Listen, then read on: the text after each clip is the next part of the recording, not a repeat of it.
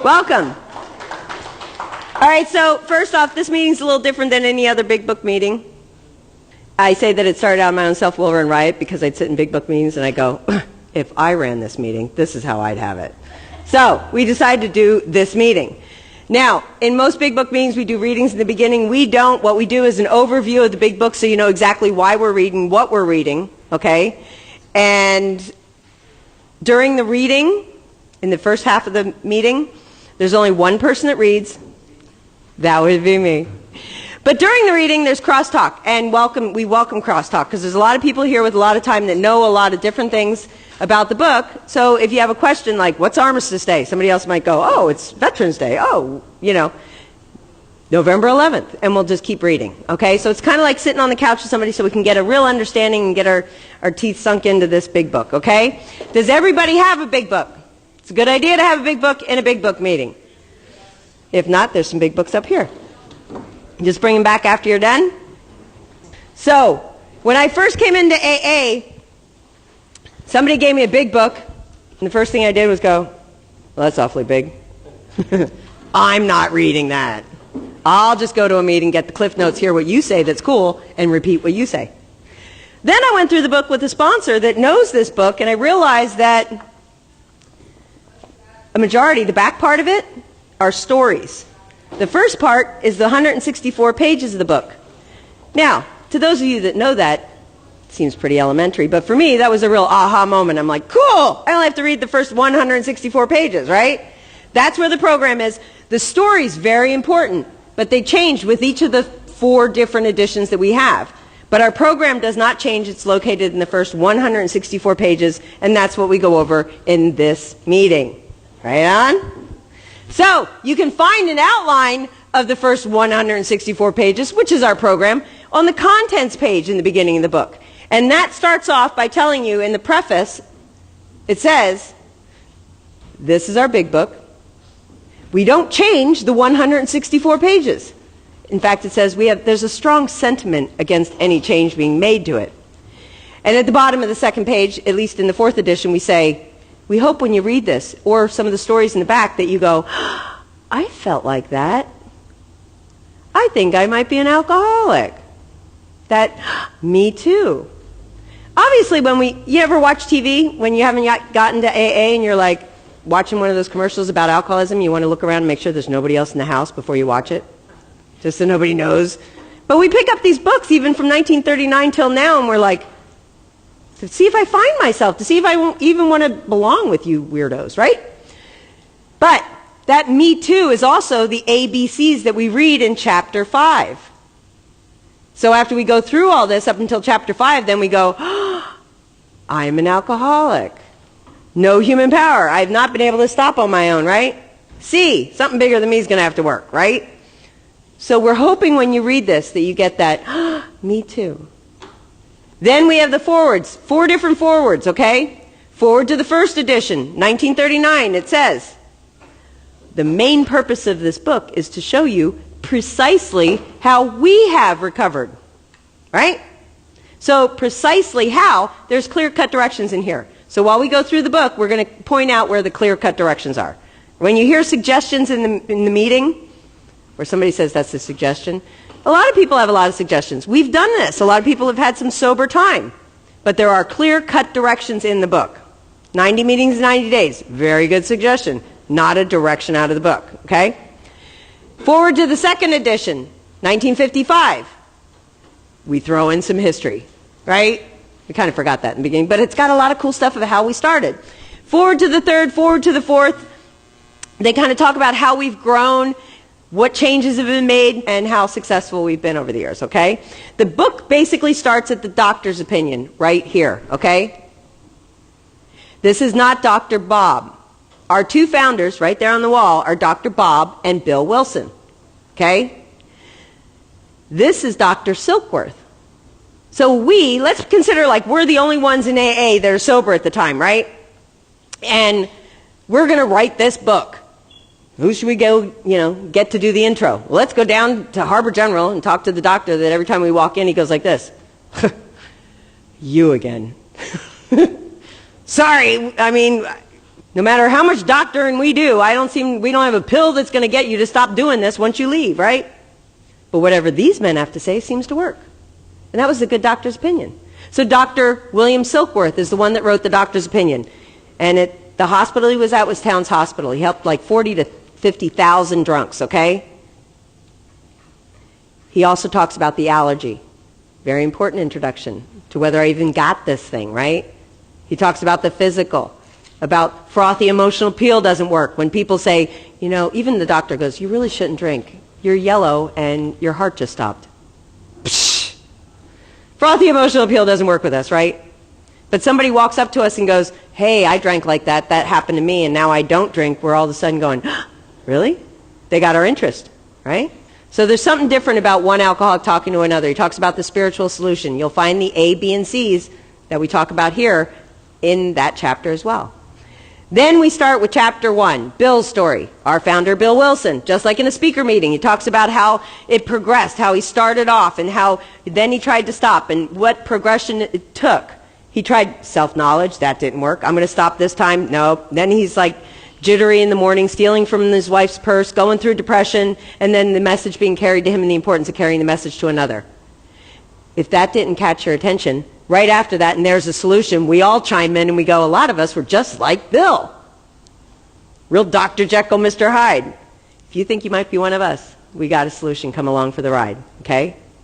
More about alcoholism. We read it in a meeting, right? Starts off with, no one wants to admit that they were real alcoholics.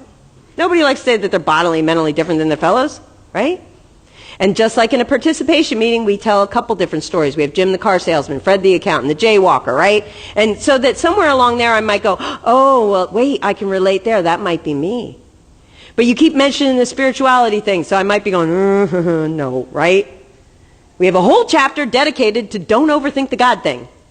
Don't worry about it, right? If you got a God, good. If you don't worry about it. Come along for the ride. Just know you lack that power. Lack of power is my dilemma. If I cannot stop drinking once I start, I just might be an alcoholic. And I lack this power to be able to stop by myself, right?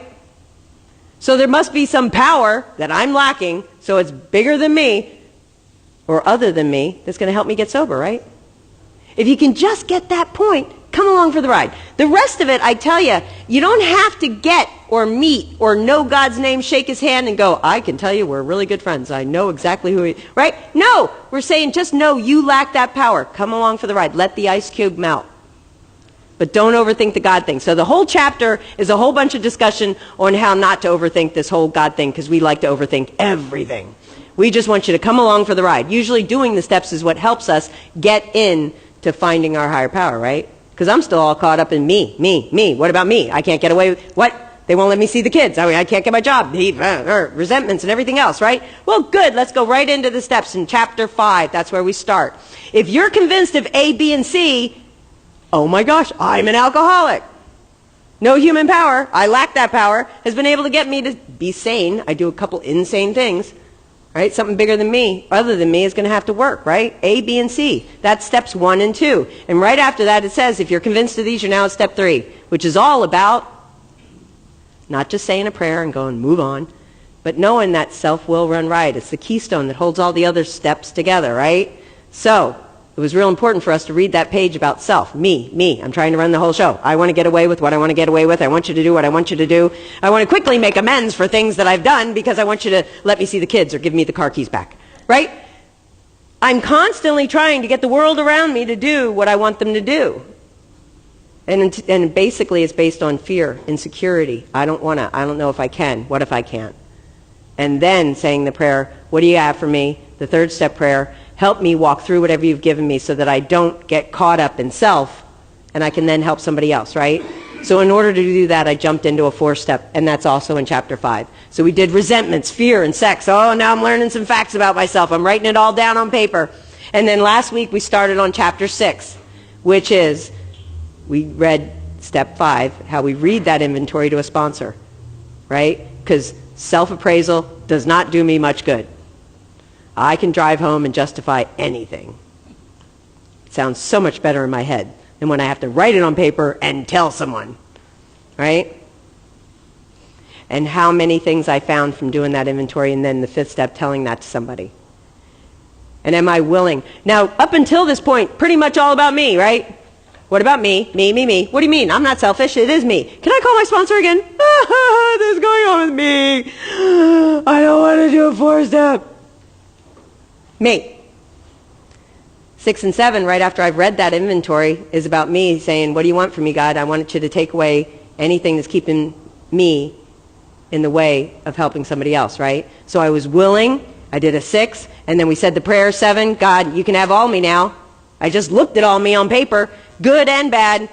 Take away anything that's going to keep me from being useful to somebody.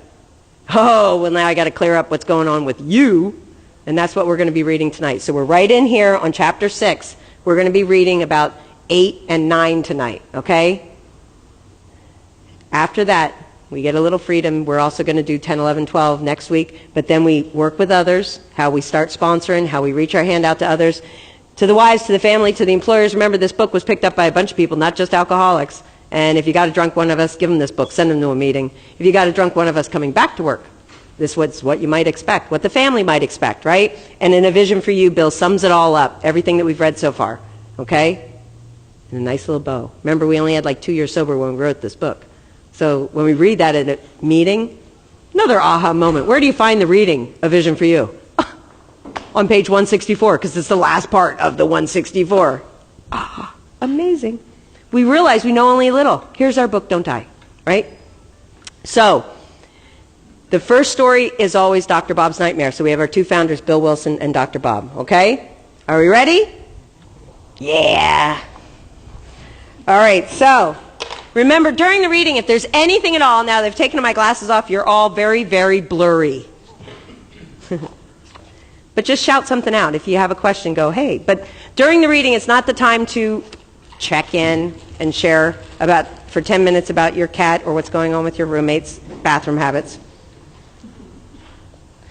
But shout out something. Honestly, if you have a question or don't know or have what about this? Do it. That's what we're here for. That's what we're all kind of getting this thing. We're doing this together, okay?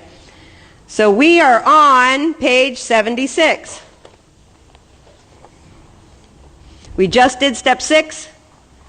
Well, we did step 5. We waited an hour, realized there was something we forgot to tell our sponsor, called her up, and then sat a little bit, reviewed the steps, got willing, said the prayer. All right, now what do I do? We're kind of in the middle right after the prayer. Now we need more action, without which we find that faith without works is dead. If we just sit in the boat and don't row, it's not going very far, right? Let's look at steps 8 and 9. I love this part. We have a list of all persons we have harmed and to whom we are willing to make amends. Anybody get thrown there? We have a list. Do you know when we wrote this list? I know. Has anybody ever heard you read your 5th step, then you burn it? Yeah. Oh my gosh. So we have a list. Damn, I just burned the list. Shit. Where's the list, man?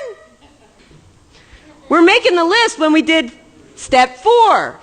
So while we were doing the resentment, the sex, the fear, and then we read it with our sponsor, we're also doing those character defects and those amends and we're making the list. Kind of simple.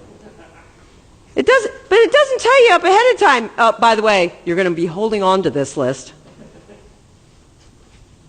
So, in the process of all this, we found, while reading this inventory, that, I'm probably going to owe Jackie an amends for that slashing her tires. That's on the I've been making a list, right?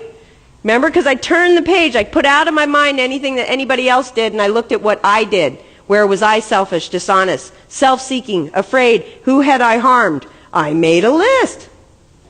So, to start off 8 and 9, we have a list of all persons we have harmed and to whom we are willing, I have to be willing, that was up there in step 6 too, who were willing to make amends. We made it when we took our inventory. Now they tell me. But that's the direction. Here's another direction. We subjected ourselves to a drastic self-appraisal. I'm looking at myself now, trying to figure out how I can go out there and make it right with you guys. Now we go out to our fellows and repair the damage done in the past. That's a direction. We attempt to sweep away the debris which has accumulated out of our efforts to live on self-will run riot and run the show ourselves. What's that referencing back to? Step 3, right? If we haven't the will to do this, we ask until it comes. Kind of what we did in step 6 up on the top of this page.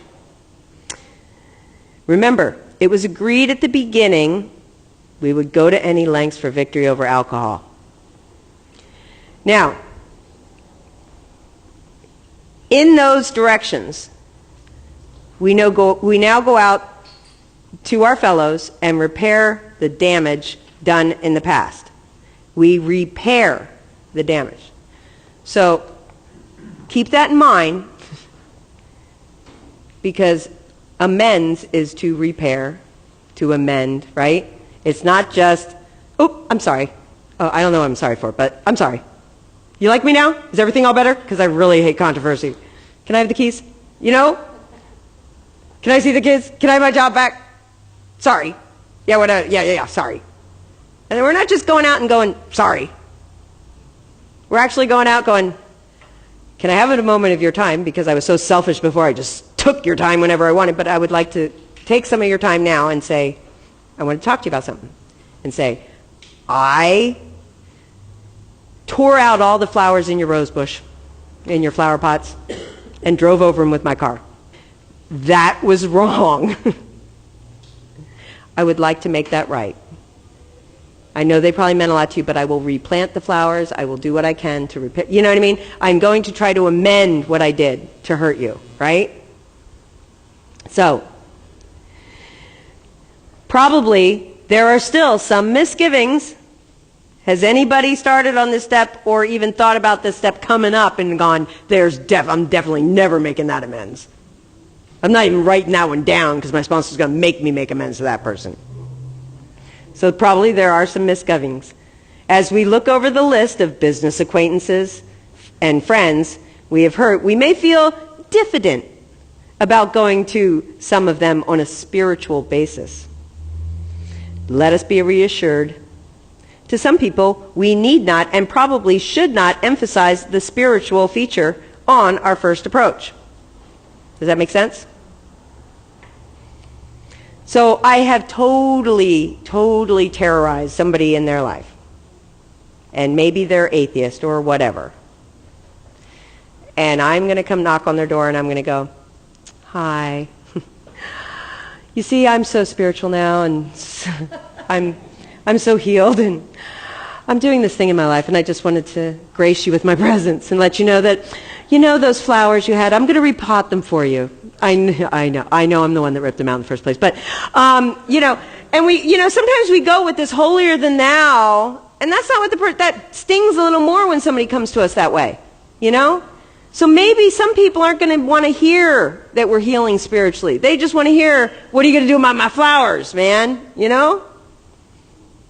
So sometimes we're not going to start off on that spiritual. We don't have to, okay? We might prejudice them. What's prejudice? I don't like it. Remember? So we might prejudice them at the moment we're trying to put our lives in order. But this is not an end in itself. Our real purpose is to fit ourselves to be of maximum service to God and to the people about us. It is seldom wise to approach an individual who still smarts, ouch, from the injustice from what I did to them, and announce that we've got religion. In the prize ring, we call leading with the chin. That's been brought up, I think, last time we went over this chapter. So in other words, if I go and I taunt you, instead of like keeping my fists up and protecting my face, I go, yo, go ahead. What are you going to do? I'm going to get punched in the face, right? Lead with the chin. That's what they're saying. So if we go with that leading, we might jeopardize our chance to either help that person or ourselves. We're cleaning up ourselves. So why am I going to get back into self to do this? You know? I'm doing this so I can clean up what I've done. I'm amending, right? Why lay ourselves open to being branded fanatics or religious bores? We may kill a future opportunity to carry a beneficial message. But our man is sure to be impressed with a sincere desire to set right the wrong. Some people, that's really just what they want to hear. They're waiting for you to go, I was wrong and I did that, right? He is going to be more interested in a demonstration of goodwill than in our talk of spiritual discoveries. We don't use this as an excuse for shying away from the subject of God. When it will serve any good purpose, we are willing to announce our convictions with tact and common sense. So that's a direction. We're going to use tact and common sense. The question of how to approach the man we hated will arise, right? It may be he has done us more harm than we have done him, and though we may have acquired a better attitude toward him, we are still not too keen about admitting our faults. You know, when we did that list, where this person might have a very long list of things they've done to us, but then when we put aside anything they've done and we went, I said bad things about him. I may have not told him when the family Christmas party was, so he wasn't invited. You know what I mean? 2 things, I'm going to have to make amends to him, but he's done all these horrible things, maybe a family member, and I just don't want him, you know, just because I'm getting well doesn't mean he is, so it doesn't mean that when I do this amends, I can already see it. He's going to come at me, he's going to say things, he's going to, like, belittle me, right? Yeah, it's tough to swallow. Nevertheless, with a person we dislike, we take the bit in our teeth. That's like the bit is what the horse wears, so you can bite down on it. Same thing when we're going to get a shot or we need to, right? It's harder to go to an enemy than to a friend, but we find it much more beneficial to us. Here's a direction. We go to him in a helpful and forgiving spirit, confessing our former ill feeling and expressing our regret. Sometimes our former ill feeling may still be there. But if I've done harm to that person and I'm making this right, I'm amending that thing, right? I don't have to make him my BFF, but I have to make right what I did wrong, right? Here's another direction. Under no condition do we criticize such a person or argue. Another direction, simply we tell him that we will never get over drinking until we have done our utmost, not fix, but have done our utmost to straighten out the past. Right? We are there to sweep off our side of the street. Okay? I went and made amends. They yelled at me. They said, this thing doesn't work. I'm not doing any more amends. I don't like it. What do you mean it doesn't work? Did you make the amends? Yes. Then it worked. You made the amends. You did your utmost to make that right. It does not mean that all of a sudden they'll go, oh, well, here's your job back in the company car, and I'm sure the courts are going to let you have the kids, you know,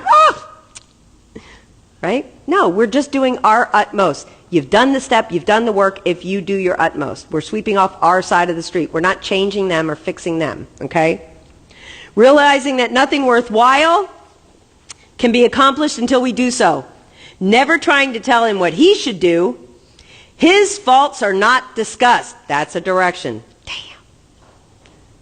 We stick to our own. No finger pointing. If our matter is calm, frank, and open, we will be gratified with the results. I'm sorry I pulled out the flowers from your flower pot. But if you hadn't been sleeping with my husband and ran over my, you know. But I'll replant them anyway because my sponsor's making me do this dumb step. But it was your fault anyway because you should have never planted them by my window anyway. Right? We don't do that. We don't do that. In 9 cases out of 10, the unexpected happens. Sometimes the man we are calling about admits his own fault. So feuds of years standing melt away in an hour. Rarely do we fail to make satisfactory progress. Our former enemies sometimes praise what we are doing and wish us well. Occasionally, they'll offer assistance. It should not matter We shouldn't have any expectations. Oh, I'm going to go tell him I stole that, $100, and he's going to tell me, don't worry, I'm just glad you're sober. You don't have to pay me back. No. We're not paying back our money. We're paying back their money, right? However, if someone does throw us out of the office, we have made our demonstration, done our part. It's water over the dam or under the bridge. Yeah. So, when I went home to make my amends after my mother died, my sister, who I thought, oh, that's going to be the easiest one, she loves me. I'm the older sister. She loves me, And my aunt, I was a little scared because I just used her house like it was a hotel. Came and went, you know what I mean? And she's the most... So I made my amends to my aunt, scared to death, and she pulls out her little book and she goes, I've been saying this prayer for you every day. I'm so... Oh, you know what I mean? And I was like, oh, wow, this stuff is easy. And I go to my sister, I do that one, and I just... Whoa! I left her when she was hurt, and I let her say what she needed to say. Why? Now, I'm not going to quickly... we all have those people that we go to and all of a sudden they want to add to our list of things we need to make amends to. But I am going to hear what my sister has to say because I'm trying to amend what I did to harm her, right? So she needs to get that out. One of the things I always suggest to people that I work with is, what if they say this? What if they come up with something that I'm not sure? What if my mom, because she always is saying that, what if she doesn't accept my amends and comes up with more? And then I feel like drinking afterwards. Well, you can always say, I've come to make amends for pulling out the flowers from your flower pot. I would like to replant those. It was wrong. I'm not going to do that to your flowers again, right? And then she says all this and you go, today I wanted to come make amends for the flowers. That does not mean that I will not. Let me take that, and it's important to you, so I'm going to look at it. But right now I want to make amends for the flowers, and I'm going to, you know what I mean? And then excuse yourself. But allow them to say what they need to say, right? I could justify any amends. I could justify any amends to say, well, it's going to harm me if I do that in amends. I mean, I've got none to make then by the time I'm done. Solitary self-appraisal. When I start thinking about what I'm supposed to do in my head, I can figure a way out of every one of those, right? I would write them down. I would role play and run them by my sponsor. And yeah, that's what I would do. There's going to be lists. I always say there's lists of, like, these are the ones I can do right now. These are the ones that are going to take a while. These are the ones that maybe the people aren't around anymore. You know what I mean? And another one of my beliefs is that, by the time we start making our amends, you can also help people. You know what I mean? Don't wait 20 years or 15 years to pay off the IRS before you reach your hand out to a newcomer and help them not die. The question was whether or not, with the flowers, maybe the lady cried when I pulled out her flowers and she never caught me, so she didn't even know it was me. So we don't even have to make amends for it, right? Because that would cause her more harm. No. We're still going to go over, these are the things that I've done. I'm trying to amend what I did wrong. Maybe she's got one of the little dead flowers pressed in her living room and you don't know it. Maybe she still just wants to know who did it and would be thrilled if you replant them. You don't know, but if you're willing to do it and clear that up, I would run it by your sponsor and just do everything you can, because we're willing to go to any lengths to make this right? Yeah. Most alcoholics owe money. We do not dodge our creditors. Telling them what we are trying to do, we make no bounds about our drinking. They usually know it already anyway, right? Whether we think so or not. Nor are we afraid of disclosing our alcoholism on the theory it may cause financial harm. Approached in this way, most ruthless creditor will sometimes surprise us. Arranging the best deal, we can let these people know we're sorry. Our drinking has made us slow to pay. We must lose our fear of creditors no matter how far we have to go, for we are liable to drink if we are afraid to face them. So I owe you a whole lot of money because when I pulled out your flowers, I also stuffed them into your gas tank and destroyed your new car. I don't know how I'm going to pay you back the $20,000 for your car or whatever it was, but I can do $5 a day until I get a job, and then increase that to, but whatever it is. But I will continue to make those amends and stick to that schedule and be responsible to make my amends for whatever it was that was on my list. If I've got 5 people and I've slit tires and I've destroyed like big items all the way along, and the IRS and everything, I'm going to make a list. I'm going to go over it with my sponsor, the financial ones, and I'm going to try piece by piece so much that I can do until I can get those paid off. But I'm going to try to make those arrangements and stick to it, right? But we don't dodge our creditors. Yes, there's going to be some people that maybe will make it easier on us, or maybe not. But we don't shy away from it because of it, because we are liable to drink if not. Any questions? Now perhaps we've committed a criminal offense. No one in here has done that, right? That might land us in jail if it were known to the authorities. We may be short on our accounts and unable to make good. We have already admitted this confidence to another person, our sponsor, but we are sure we would be in prison or lose our job if it were known. Maybe it's only a petty offense, like padding the expense account. Most of us has done that sort of thing, taking money out of the basket when we're a treasurer. Anybody ever make amends to a meeting? Maybe we're divorced and we've remarried, but haven't kept up the alimony to number 1.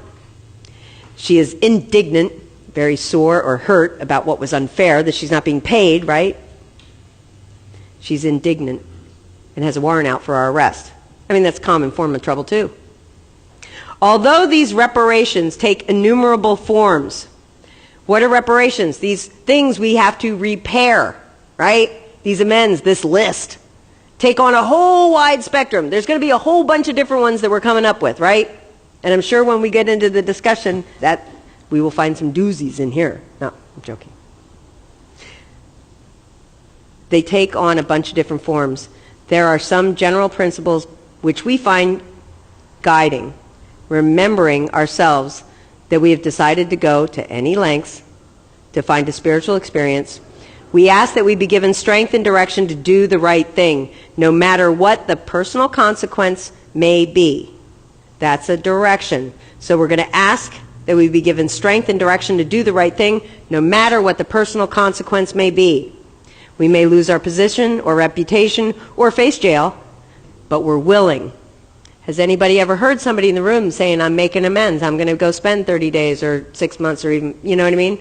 Because that's what I had to do. Or some people say, I went to jail with my toothbrush ready to go, and the judge went, I'm so happy you're sober. Time served, or you can go. But you don't know until you go there, right? So it's a little, so these things happen in numerous different ideas, and we're going to hear lots of different things. But for the most part, our guiding thing is that we're willing. We have to be, right? We must not shrink at anything. Usually, however, other people are involved. Therefore, here's a direction. We are not hasty. We are not to be the hasty and foolish martyr who would needlessly sacrifice others to save himself from the alcoholic pit. A man we know had remarried. Because of resentment and drinking, he had not paid alimony to his first wife. She was furious. She went to the court and got an order for his arrest. He had commenced our way of life, had secured a position, and was getting his head above water. It would have been impressive heroics if he walked up to the judge and said, here I am, arrest me, I'm the one that hasn't paid her. We thought he ought to be willing to do that if necessary, but if he were in jail, he could provide nothing for either family. We suggested he write his first wife admitting his faults and asking forgiveness. He did, and also sent a small amount of money. He told her that he would try to do what he would try to do in the future. He said he was perfectly willing to go to jail if she insisted. Of course she didn't. And the whole situation has long been adjusted.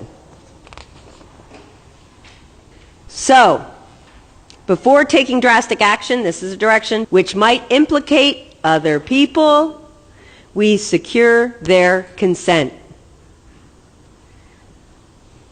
Hi, Mrs. Brown. I am the one that pulled out your flowers. Alan was with me. He can attest to it. Because, right?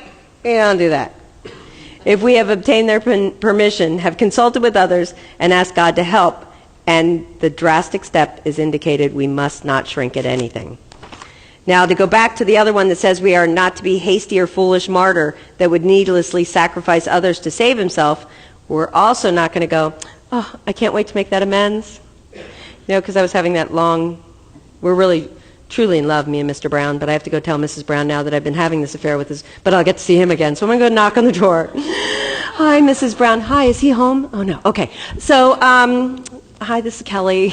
And I just wanted to make amends because I'm, this spiritual person now, clearing up everything, that I've been having an affair with your husband, and I just wanted to let you know that. Just, all better now. Okay, bye.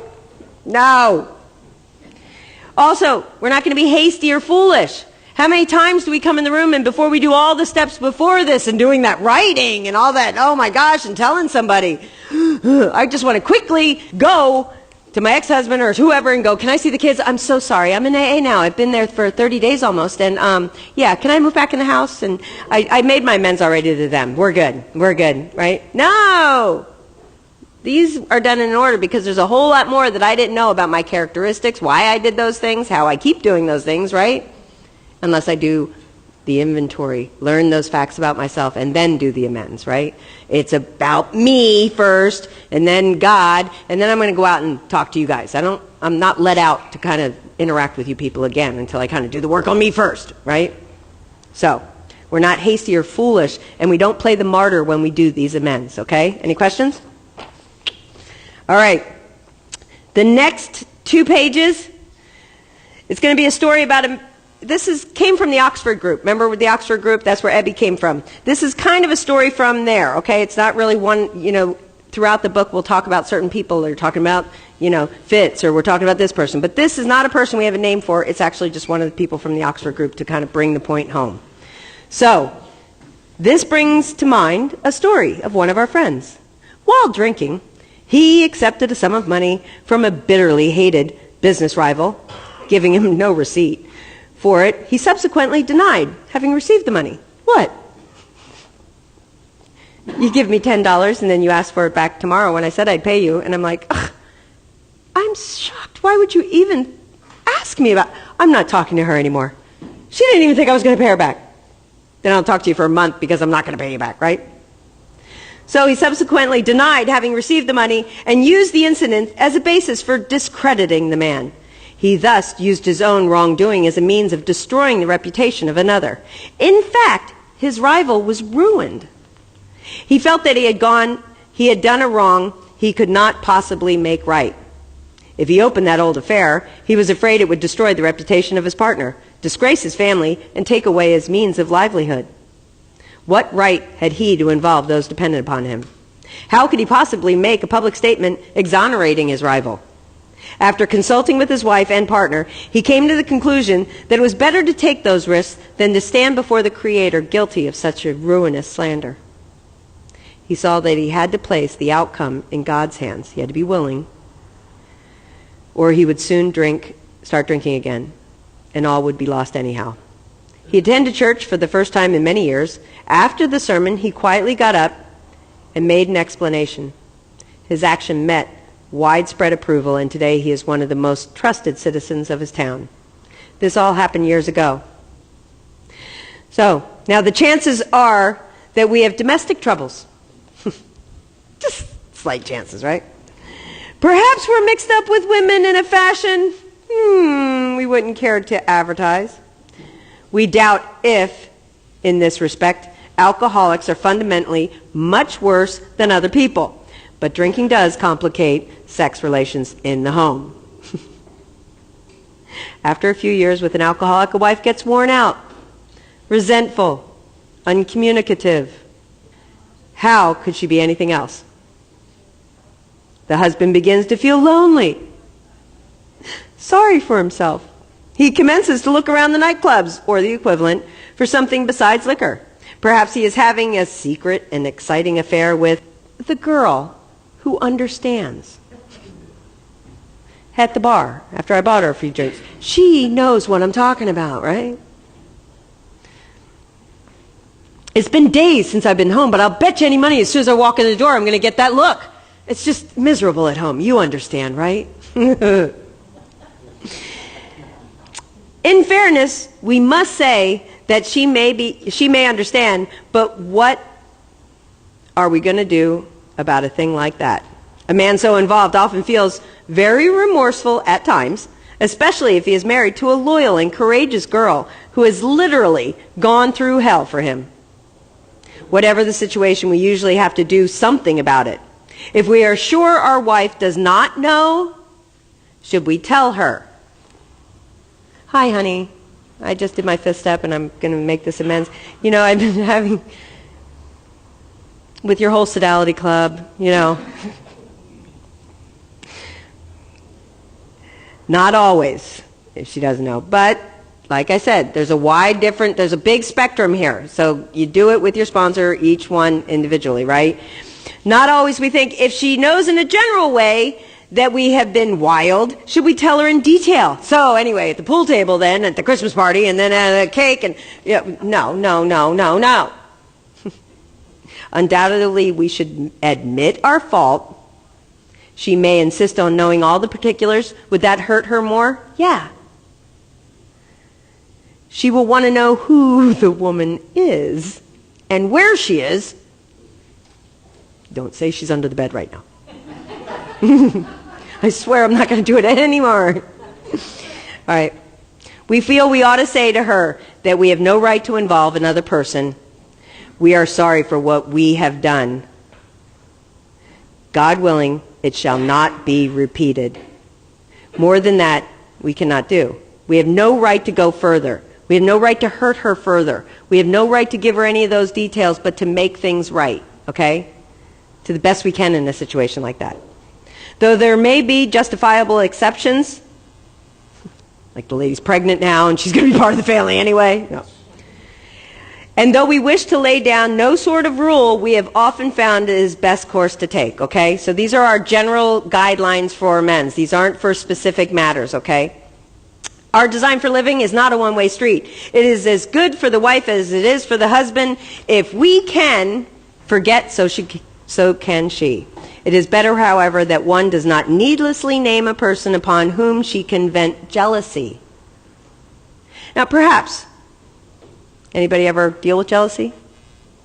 Might have come up on the 4-step characteristics. Perhaps there are some cases where the utmost frankness is demanded. No outsider can appraise such an intimate situation. It may be that both will decide that the way of good sense and loving kindness is to let bygones be bygones. Each might pray about it, having each other one's happiness uppermost in mind. Keep it always in sight that we are dealing with that most terrible human emotion, jealousy. Good generalship may decide that the problem be attacked on a flank rather than risk face-to-face combat. Flank being which would be more like going around it, kind of making, not being all into the specifics of it rather than kind of creating another commotion. If we have no such complication, there is plenty we should do at home. Sometimes we hear an alcoholic say that the only thing he needs to do is keep sober. They should be happy, I'm sober. Certainly he must stay sober, for there will be no home if he doesn't. But he is yet a long way from making good to the wife or parents whom for years he has so shockingly treated. Passing all understanding is the patience mothers, wives have had with the alcoholic. Had this not been so, many of us would have had no homes today, perhaps would be dead. This always reminds me of my dad. The alcoholic is like a tornado roaring his way through the lives of others. Hearts broken, sweet relationships are dead, affections have been uprooted, selfish and inconsiderate habits have kept the home in turmoil. We feel a man is unthinkingly when he says that sobriety is enough. He's like the farmer who came up out of the cyclone cellar to find his home ruined. To his wife he remarked, "Don't see anything matter here, Ma. Ain't it grand the wind stopped blowing?" Now, I don't know if you're an alcoholic like this, but I found myself having these same traits. I remember my dad would drink, and he would get really, really loud, and he'd get mad, and he'd yell, and everybody, at Christmas, and my birthday's around there, everybody, tears, and, and he could leave the room, probably have a drink or whatever he did, and he'd come back in and he'd go, all right, ready for the family picture? Let's go. What's wrong? What's going on? Like nothing happened, and we're all like, well, okay, So we are like that. We destroy everything. But then when we want it all better, we're like, all right, we're done. What are y'all upset about, right? Like the farmer that comes up after the tornado, and the whole house is gone, and she's like, oh my, there's nothing. And he's like, hey, ain't that nice? Look, the wind stopped blowing. All better, right? We do that. We do that in our own minds too, right? Yes, there is a long period for reconstruction ahead. We must take the lead. Here's a direction. A remorseful mumbling. Oops, sorry. Ran over your cat. Oops, sorry. I'm sorry I called you a bad name, you big silly ox. I won't do it again. You big silly ox. Oops, there you go. Sorry. Oops, sorry. I bumped. We don't do that. We try not to do what we've done in the... So a remorseful mumbling that we are sorry just won't fit the bill at all. We ought to sit down with the family and frankly analyze the past as we now see it, being very careful not to criticize them.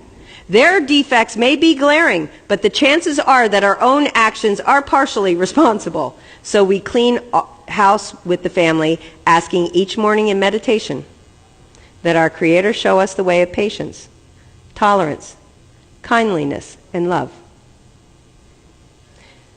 The spiritual life is not a theory.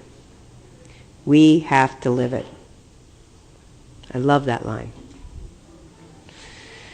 Unless one's family expresses a desire to live upon spiritual principles, we think we ought not urge them.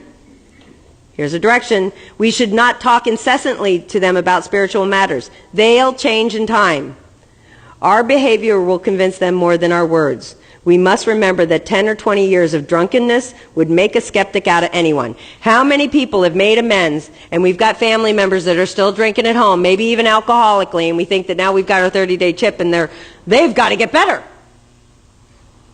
They may have been trying to get us to get better for like 15, 10, whatever years, and all of a sudden we've got 30 days, and we're like, what is wrong? You guys need to do this. And you don't understand. I can't get them to change. We're not in it. We're in it for us to change, right? There may be some wrongs we can never fully right. We don't worry about them if we can honestly say to ourselves that we would right them if we could. There's a story of a friend of mine who couldn't make amends for many years, finally got a hold of somebody, whether it was when Facebook or something came out, got a hold of the person, was on the other side of the country, talked to him, finds out, isn't it odd how God's serendipity works in these rooms, that just the time that he was able to find that person then had 6 months sober and needed to make amends to him too. Ah. Had he made it sooner, maybe it wasn't supposed to be then. We don't worry about it if we can honestly say to ourselves that we would right them if we could. Some people cannot be seen. We send an honest letter. And there may be a valid reason for postponing in some cases, but we don't delay if it can be avoided. So remember, there's a lot of rules that all go into combination here. So if it's somebody's wedding day, I'm not going to go because I want to make the amends now and they're in town today, so I'm going to go and make my amends. No, right? We don't delay if it can be avoided, but we should be sensible, tactful, considerate, and humble without being servile or scraping. Where does that come about? When we have maybe a family member that we know is going to belittle us, that is going to hurt, you know what I mean? So we don't take on more when we go make that amends. I'm going to stick to just what my sponsor told me to do. I just want a minute of your time. I'm just going to tell you this amends, and then I may be back next week to visit again or something. But today, this is what I'm doing. I'm not going to let somebody else guide my program. This is mine that I'm cleaning up, okay? So we're not servile or scraping. As God's people, we stand on our own feet. We don't crawl before anyone. Now, 10, 11, 12. I was told early on, it doesn't say specifically in the book, so this would be one of my quirky ideas or suggestions that I've heard. 1, 2, 3, 10, 11, 12, you can do from day one. You can do every day. The ones in the middle, 4 through 9, are what? Ooh, those are the working steps. Those are the ones we got to do some work on. Those are the ones that clear up what hurts in here, right? That's the clean out the refrigerator one, right? So the middle working steps, when those are done, I got the character 4, 5, 6, 7, 8, made a list. Now I went out, made all these things right. What have I done? I've done the working steps, right? So I've said there's promises in every one of the steps along the way, but one of the more popular ones that we read in meetings are the ones that we find in the 9th step, and those are coming up next. So, God's people, we stand on our feet, we don't crawl before anyone. And these are the promises of the 9th step. If we're painstaking about this phase of our development, promise, we will be amazed before we're halfway through. We are going to know new freedom and a new happiness. We will not regret the past nor wish to shut the door on it, right? We've just cleaned up some of the past. We will comprehend the word serenity, and we will know peace. We're not trying to dodge all those people, and it's not hurting in here. We're not living with those secrets. No matter how far down the scale we have gone, we will see how our experience can benefit others. That feeling of uselessness and self-pity will slip away. Those are the things we felt in the beginning of those steps when we started on this journey, right? We will lose interest in selfish things and gain interest in our fellows. Self-seeking will slip away. It's a promise. Our whole attitude and outlook upon life will change. Fear of economic insecurity will leave us. We'll intuitively know how to handle situations which used to baffle us.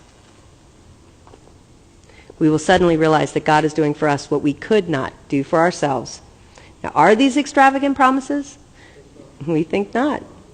They're being fulfilled among us, sometimes quickly, sometimes slowly, but a promise is they will always materialize if we work for them. Yay!